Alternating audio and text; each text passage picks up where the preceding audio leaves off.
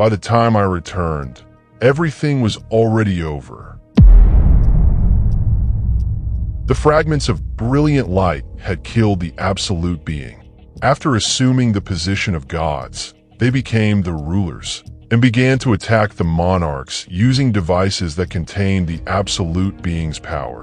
Legia, the king of giants and the monarch of the beginning, was captured as a result, and the balance of power collapsed.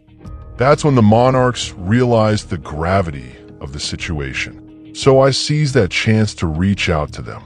In order to face off against the rulers, they also had no choice but to join forces with me. From then on, I fought the lengthy battle alongside the 9 monarchs, not as a fragment of brilliant light or as a messenger of God, but as the monarch of shadows. Time was on my side. The corpses and souls left on the battlefield became my army. When I came to stand shoulder to shoulder with the army of destruction led by the king of berserk dragons, the rulers, as well as the monarchs, came to fear me. Eventually, 2 of the monarchs joined hands to bring me down. My army was nearly obliterated. My excessive power had brought about betrayal, while the monarch of Fangs abandoned his troops and ran away. Baron, the monarch of white flames and the king of demons, paid the price. And then...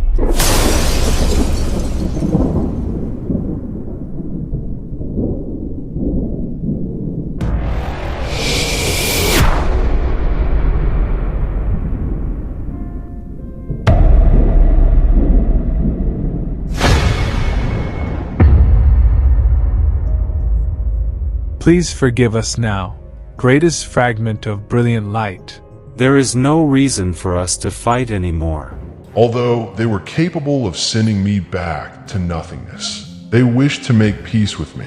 I suppose it was their way of showing respect for me, a fellow fragment born of the same mold, who had once led the army of brilliant light on the front lines.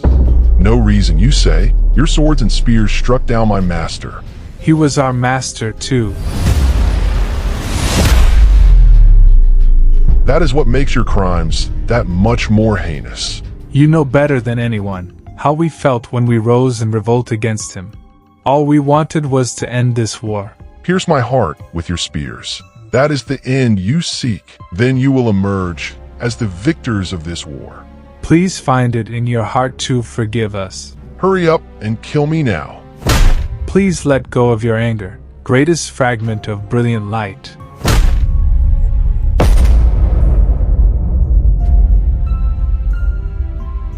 I was confused. I couldn't come up with a single solution.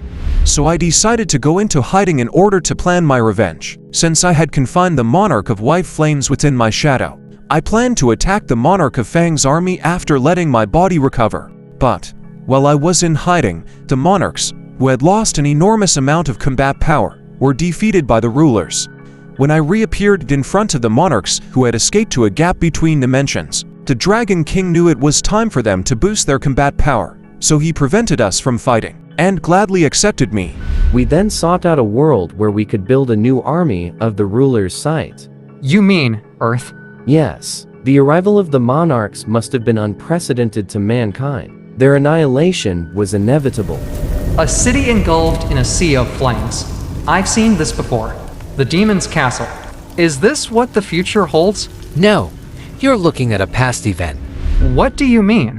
While the monarchs exist to destroy, the rulers exist to maintain the world after the death of the absolute being. The rulers sent their soldiers after finally tracking down the monarchs. But everything had already come to an end by then. The rulers were furious at the fact that the denizens of chaos they had failed to catch had destroyed another world. And in order to set things right, they used a forbiddance device containing the absolute being's power. It was the Cup of Reincarnation, an instrument of God. The cup was a remarkable object that could turn back time by approximately 10 years. The rulers did everything they could to save this world. But Earth was much too weak to fight against the monarchs. A world without mana could not withstand such gargantuan battles. It wouldn't have mattered whether the monarchs or the rulers won. Earth would have been ravaged regardless. The rulers knew they couldn't save everyone, so ultimately, they decided to salvage at least a portion of the population so that life on Earth would continue. And that's how hunters were born. Yes, they created beings who could survive the collision of the two great forces. That is how desperately the rulers wanted to protect mankind. Beings who can survive in a changed world. When people find out that everyone except for a small number of hunters is doomed to die, would society be able to function? The demon's castle was a memory fragment left behind by the monarch of shadows. So this world has already been destroyed countless times. That's correct. Although higher beings cannot go against the flow of time. They are able to perceive the cup of reincarnation's effects on it. While the rulers tried to make amends time and time again, the monarchs tirelessly refined their plans, until God's instrument was rendered useless. Wait, so you're saying the cup of reincarnation has a limit? There is no such thing as infinite power. Just like how the absolute being was defeated by his own creations, all power has an end. How are the absolute being's creations able to kill their creator? It's no different from how humans are killed or hurt by machines of their own making. We were created to fight, which endowed us with more than enough power to overthrow our creator. The monarchs took inspiration from this, similar to how the rulers strengthened this world by lending humans power, and scattering mana by killing magic beasts. The monarchs borrowed the bodies of humans to descend upon Earth, and had their army arrive much sooner than the rulers had expected. They planned to use the mana disseminated by the rulers to turn the entire Earth into one large trap. In order to slaughter the ruler's army coming to help humanity in one go. Precisely. A monarch possesses enormous power, and to cross over into this world, they need a human vessel that can handle such power. It is for this reason that the monarch of destruction and I couldn't find a host. That's when a skilled mage working under one of the kings came to me with a proposal. He offered to find me a suitable human, and in return, that mage, called the architect, asked for immortality. However, no living thing could become a vessel for death. The architect designed a system to search for a human who was highly responsive to mana, someone with a superior physique and a strong mentality. He searched high and low for a vessel that could be my counterpart, but the process was not easy. That's when I noticed a human who had stepped beyond the boundaries of the system that the architect had created. A human who had deviated from its rules and expectations. You were weak, and constantly within death's reach, yet you always managed to escape with your life. I watched you, and despite the architect's disapproval, I chose you. Let me say this one more time. I am the record of your struggles, the evidence of your resistance, and the reward for your pain. Sure, I broke away from the architect's scheme, but I doubt I was strong enough to receive your powers. The architect made it possible for you to adapt to my strength, using what humans do and like best, recreation and games. The system that was built using my powers gradually changed your body to accommodate me. So that's why the system was structured like a video game and called me a player. But you betrayed the architect. Why?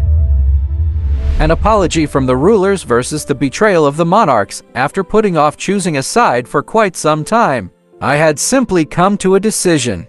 And it was a decision I wanted to make. Spending time with you brought me so much happiness, perhaps I did not want to lose you.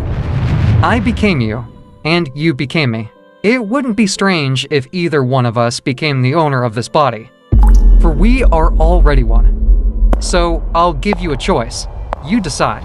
Stay here in Death's domain, and rest in eternal peace, enjoying the wonderful dreams you created. Or go back to reality and face your foes. You said you came to a decision, but not only did you not stand with the rulers, but you no longer had the will to fight them. So why did you run away to a different world with the monarchs? Because there was no place for me there. My answer is the same.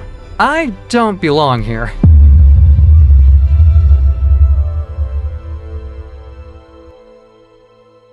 Will this be the last I see of you? I will return to my eternal rest, but you, the monarch of shadows, will live as an immortal. So I doubt our paths will cross. With death, your power has become absolute. The way back is... I know. Because I am you.